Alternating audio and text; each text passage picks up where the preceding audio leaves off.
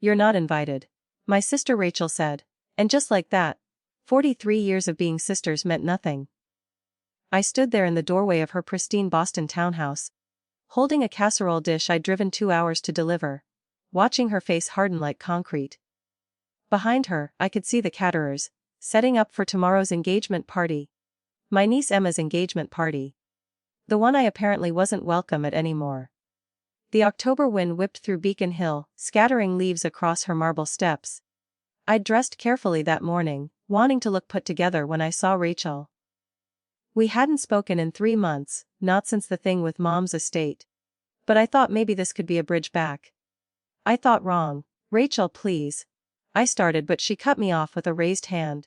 The same gesture she'd used since we were kids when she wanted me to shut up. I can't do this with you, Claire. Not today, not ever again. You made your choice. My choice. As if I'd had one. As if watching our mother die hadn't been the hardest thing either of us had ever done. As if disagreeing about her final wishes made me a villain. I set the casserole down on the step between us like a peace offering she had no intention of accepting. I just wanted to see Emma. To congratulate her. I'm still her aunt. No.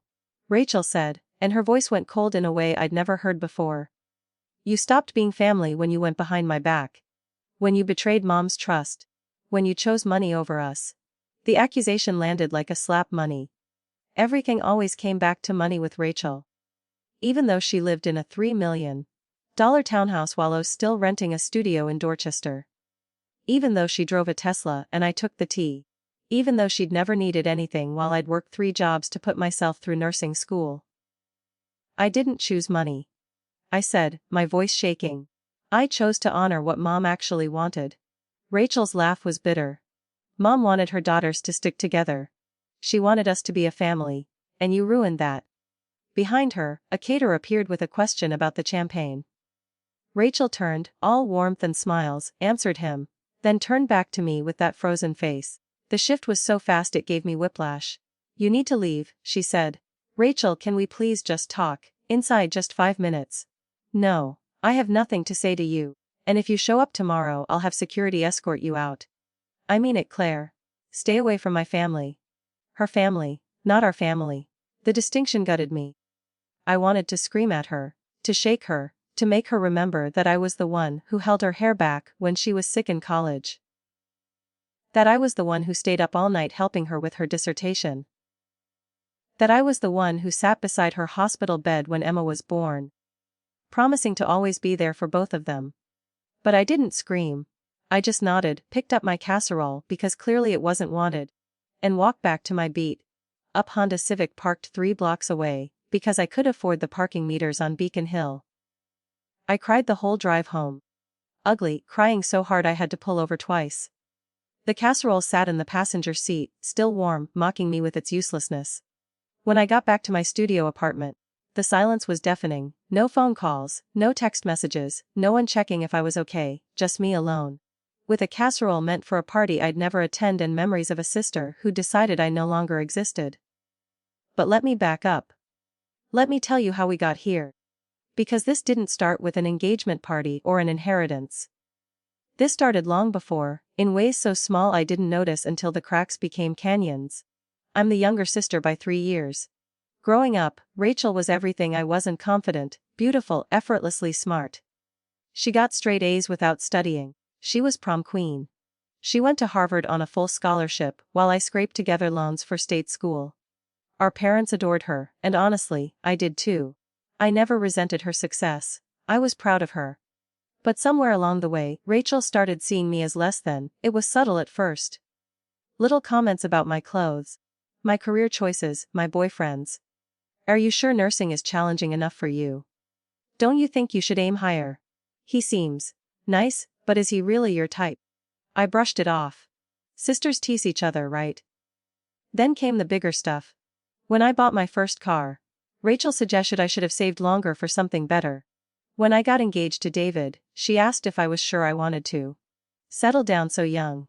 When David and I broke up 2 years later, she said she'd seen it coming. When I decided not to have kids, she told me I'd regret it. Every milestone in my life came with her commentary, her judgment, her barely concealed disappointment that I wasn't living up to whatever standard she'd set. But I loved her. God help me, I loved her. She was my big sister. And I kept thinking if I just tried harder, did better, proved myself somehow, she'd see me as an equal. Our mother's illness changed everything. Mom was diagnosed with stage 4 pancreatic cancer on a Thursday in March. I'll never forget the phone call from Rachel, her voice shaking in a way I'd never heard before. For once, she needed me.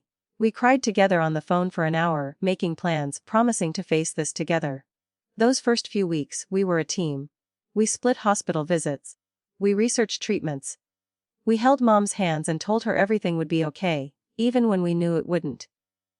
Mom lived in Newton, in the same house we grew up in. Rachel lived 20 minutes away. I lived 45 minutes away, but I didn't care. I took a leave of absence from my job at Massachusetts General Hospital and moved into Mom's guest room to be her full-time caregiver. Rachel visited, of course.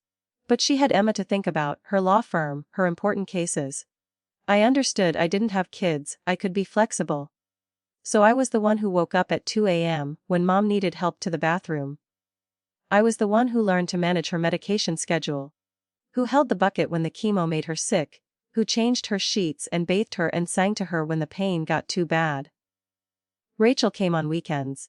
Brought expensive flowers and healthy smoothies Mom couldn't keep down. She'd stay for a few hours, cry a little, then go home to her real life. I had no real life anymore. Just Mom and the relentless march toward losing her.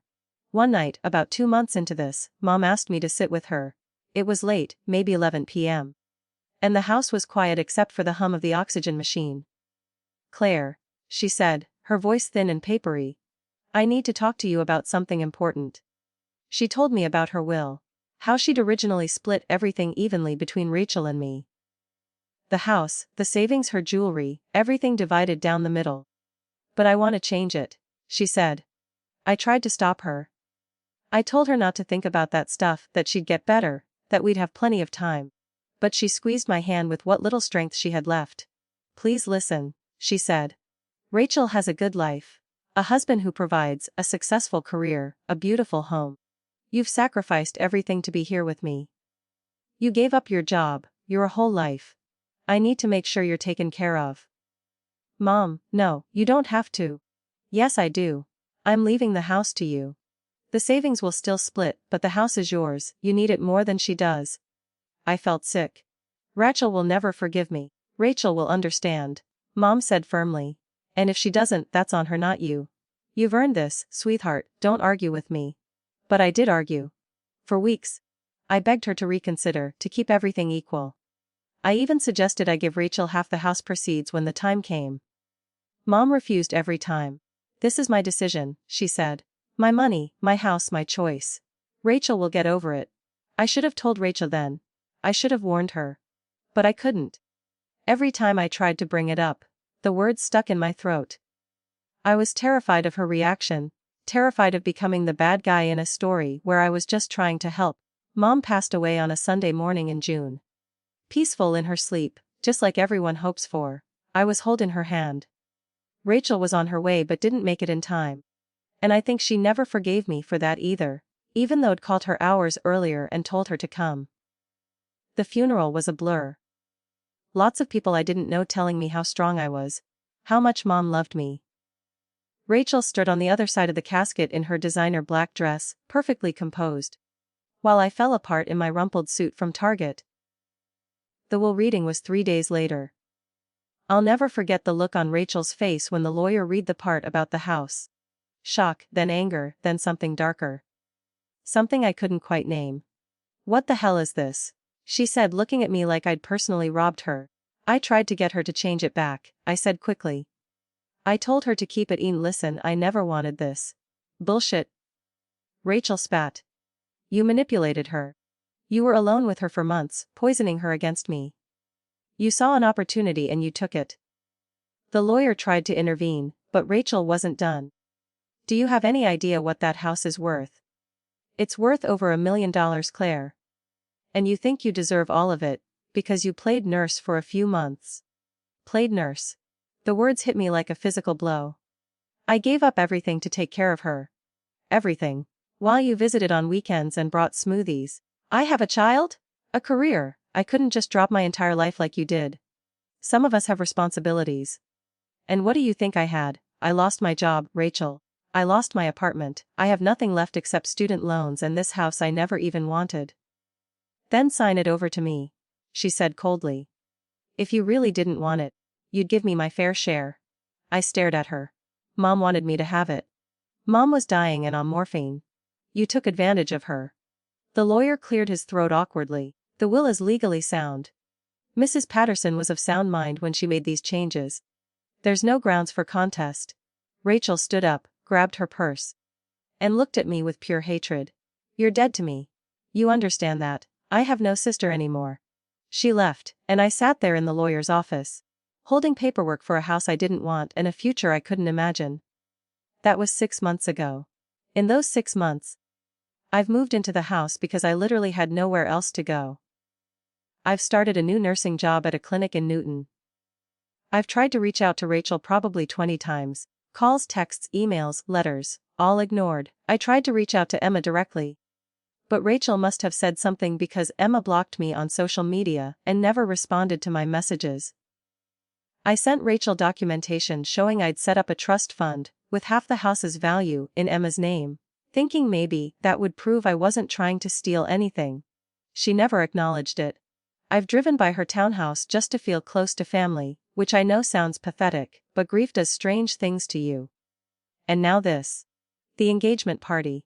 The final door slammed in my face. I thought the casserole might be a peace offering that worked. I thought maybe maternal instinct would kick in and Rachel would remember she loved me once. I thought wrong. That night, alone in Mom's house, my house now, I walked through the rooms Mom had decorated and Rachel had grown up in. Everything smelled like lavender cleaning products and old memories. I found a box of photo albums in the hall closet. Pictures of Rachel and me as kids matching Easter dresses, gap-toothed smiles, arms around each other. Rachel teaching me to ride a bike. Me cheering at her high school graduation. Both of us laughing at Thanksgiving dinner, heads thrown back, genuinely happy. When did we stop being those girls? I tried to pinpoint the exact moment things changed, but it wasn't one moment. It was 1,000 tiny moments. 1,000 small resentments building like sediment, until they buried whatever love used to flow between us. Maybe Rachel resented that I was Mom's caregiver. That I got those final months with her in a way Rachel didn't. Maybe she resented that Mom changed the will. Saw it as Mom choosing me over her. Maybe she resented that I didn't have a husband or kids or a corner office, and yet I was still happy. Or at least, I had been happy before all this. Or maybe the truth is simpler and sadder. Maybe Rachel never really saw me as an equal. Maybe I was always just the little sister who didn't measure up. And the will was just an excuse to finally cut me loose. I don't know. All I know is that I've lost my mother and my sister in the same year. And I'm not sure which loss hurts more. The next day was Saturday, Emma's engagement party. I woke up thinking about it, wondering who would be there. What Rachel would say about me, how Emma would explain my absence. I thought about showing up anyway. I fantasized about walking in with my head held high, congratulating Emma, and forcing Rachel to face me in front of all her friends. But I didn't. Because as much as it hurt, I respected Rachel's wishes. If she didn't want me there, I wouldn't be there. Instead, I did what I'd been doing for months. I went to work. I showed up at the clinic and took care of other people's pain, because I didn't know what else to do with my own. My patient that day was an elderly woman named Dorothy who reminded me of Mom. Same soft voice, same kind eyes. She was there for a routine checkup, but she seemed sad. You look like you're carrying the world on your shoulders, dear, she said to me while I checked her blood pressure. I tried to smile. Just a hard week. Family trouble. I nodded, not trusting myself to say more. Dorothy patted my hand. The people who are supposed to love us can hurt us the most. But that doesn't mean we stop being worthy of love. Remember that. I held it together until she left, then I cried in the supply closet for 10 minutes before my next patient. That evening, I did something I'd been avoiding for months. I called Mom's best friend, Patricia. She'd known both of us since we were kids. Claire. She sounded genuinely happy to hear from me. How are you, sweetheart? I've been admitted, then told her everything. The will, the fight, The engagement party, all of it. Patricia listened quietly, then sighed. Your mother was worried this would happen. She was. She knew Rachel would take it hard. But she also knew you needed that house more than Rachel did. Your mother wasn't trying to play favorites, Claire. She was trying to take care of both her daughters in the way each one needed. But Rachel doesn't see it that way. No, she doesn't. And maybe she won't, not for a long time. But that doesn't make you wrong for accepting what your mother wanted to give you. You honored her wishes, there's no shame in that. Then why do I feel so ashamed? Because you have a good heart. Because you love your sister even when she can't love you back. But loving someone to mean setting yourself on fire to keep them warm. Those words stayed with me. The weeks that followed were lonely. Thanksgiving came and went. I spent it volunteering at a homeless shelter. Serving turkey to strangers instead of eating with family. Christmas was worse. I bought presents for Emma and Rachel anyway. Left them on Rachel's doorstep with a card that said, I love you both. Always. Rachel left them there in the rain. A neighbor texted me a photo. I started seeing a therapist. Dr. Martinez was kind, patient, and didn't judge me when I cried through entire sessions. You're grieving two losses, she told me. Your mother and your sister. That's enormous. But Rachel's not dead. She's just angry. Grief isn't just about death, it's about any significant loss. And you've lost your sister in a very real way. Will she ever come back? Doctor? Martinez chose her words carefully. I can't answer that. But what I can tell you is this: you can't control her choices. You can only control your own. You can choose to keep the door open or close it. You can choose to forgive her or not. You can choose to let this define you or move forward. Those are your choices. I thought about that a lot. What were my choices? I could sell the house, split the money with Rachel, hope it would fix things. But would it? Would it really?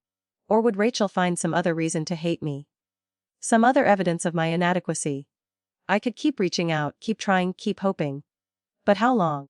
How many rejections could one person take? Or I could do something I'd never really done before. I could choose myself. That sounds selfish, maybe. But Dr. Martinez said something that shifted my perspective. Choosing yourself isn't the same as abandoning others. It's recognizing that you matter too. So I started to choose myself. Small things at first. I redecorated the house, made it mine instead of Mom's shrine. I painted the living room a soft yellow. I got rid of old furniture and bought pieces I actually liked. I planted a garden in the backyard, something I'd always wanted to do, but never had the space for. I made new friends at work. I joined a book club. I started running in the mornings, watching the sunrise over Newton. Feeling my body get stronger even when my heart still felt broken. I stopped checking Rachel's social media, stopped torturing myself with pictures of a life I wasn't part of. I deleted her number from my favorites. I didn't block her, just in case, but I stopped waiting for her to call. And slowly, painfully, I started to feel like myself again.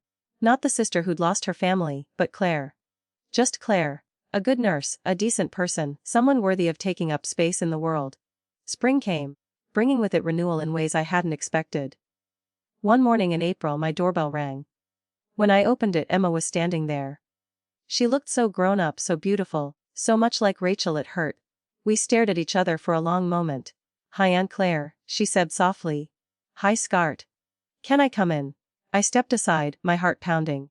We sat in my newly painted living room, awkward at first, then the words came tumbling out. Emma told me she'd gotten married last month, a small ceremony. But she'd wanted to tell me herself.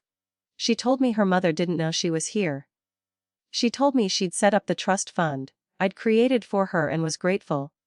Even if her mom wasn't. I don't understand everything that happened between you two, Emma said. Mom won't talk about it, not really. But I know you took care of Grandma at the end, and I know that mattered. It mattered to me that she wasn't alone. Tears streamed down my face. I'm so sorry I missed your engagement party. Your wedding, all of it, I know, I'm sorry too. I should have reached out sooner, but Mom made it hard. She's still so angry. I know. But I'm an adult now. I can make my own choices. And I choose to have my aunt in my life if you'll let me. I hugged her then, held her tight. This niece who'd grown into someone brave enough to cross the divide her mother had created. We talked for hours. I showed her pictures of her mom and me as kids. I told her stories about Grandma. I asked about her new husband, her job, her life. It felt like finding a piece of my family again, not the piece I'd lost, but something new and precious. Will you tell your mom you came here? I asked when she was leaving. Emma hesitated. Eventually. But not yet, she needs more time. Will she ever forgive me? Emma's smile was sad. I don't know, Mom holds grudges, you know that, but maybe someday, I hope so. After she left, I sat in the quiet house, feeling something I hadn't felt in almost a year: hope. Maybe Rachel would come around, maybe she wouldn't. But I had Emma, and I had myself. And I had this house. This life I was building from the ashes of grief. I thought about Mom, wondered what she'd think of all this. I think she'd be sad about Rachel. But proud of me for not crumbling under it. Proud that I'd honored her wishes even when it cost me dearly. That night I wrote Rachel a letter. Not an email or a text, but a real letter, handwritten on the good stationery Mom used to use. Dear Rachel, I know you probably won't read this. And if you do, I know you probably won't respond. But I need to say these things anyway, if only for myself. I'm sorry. I'm sorry Mom's death hurt you in ways I'll never fully understand. I'm sorry the will felt like a betrayal. I'm sorry I couldn't fix it, couldn't make it right, couldn't be who you needed me to be. But I'm not sorry for taking care of Mom. I'm not sorry for accepting what she wanted to give me. And I'm not sorry for surviving this past year, even though surviving meant disappointing you. I love you. I've always loved you. You're my sister, and nothing will ever change that, not even your hatred. The door is always open if you ever want to walk through it. But I can't keep standing in the doorway waiting. I have to move forward. I have to build a life that includes the possibility of you, but doesn't require you. I hope someday you'll understand. I hope someday we can sit down together and remember who we were before all this. But if we can't, I'll survive that too. Your sister, always. Claire. I mailed it the next day. Rachel never responded. But 2 weeks later, I got a card in the mail. No return address, but I recognized the handwriting. Inside was a single sentence. Thank you for the trust fund. Emma's very grateful. It wasn't forgiveness, it wasn't reconciliation. But it was acknowledgement. It was Rachel telling me, in the only way she could right now, that she'd heard me. I put the card in a box with all the photos, all the memories, all the pieces of us that used to be. And I kept moving forward. It's been 3 years now since Mom died. 3 years since my sister became a stranger. 3 years since I lost and found myself in equal measure. Rachel and I still don't talk. But Emma visits regularly, brings her husband, tells me about her life. Through her, I hear bits about Rachel. She's doing well, still practicing law, still living in that townhouse. And I'm doing well too. I'm the head nurse at my clinic now. I've turned Mom's house into a real home. I've even started dating someone, a kind man named Thomas, who doesn't understand my family drama, but loves me anyway. Sometimes I drive past Rachel's townhouse and wonder what she's doing. If she ever thinks about me, if she misses me like I miss her. But mostly, I just live my life. A good life. A life Mom would be proud of. I learned something through all this pain, something I wish I'd known earlier. You can love someone and still walk away. You can honor the relationship you had while accepting the one you have now. You can grieve what you lost while building something new. And you can forgive yourself for not being able to fix everything. I'm at peace now. Not the kind of peace that comes from resolution, but the kind that comes from acceptance. Rachel may never forgive me. She may go to her grave believing I wronged her. And I've learned to live with that. Because at the end of the day, I know the truth. I know I did the best I could. I know I loved fully, sacrificed willingly, and honored my lover's wishes even when it cost me everything. And that has to be enough.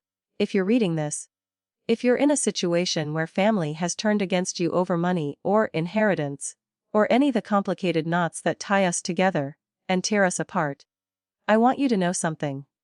You're not alone. You're not wrong for surviving. You're not selfish for accepting what was given to you. And you don't have to set yourself on fire to prove your love. Sometimes the people who should love us can't or won't. And that's not a reflection of our worth. It's a reflection of their pain, their limitations, their inability to see past their own hurt. You get to move forward anyway. You get to build a life anyway.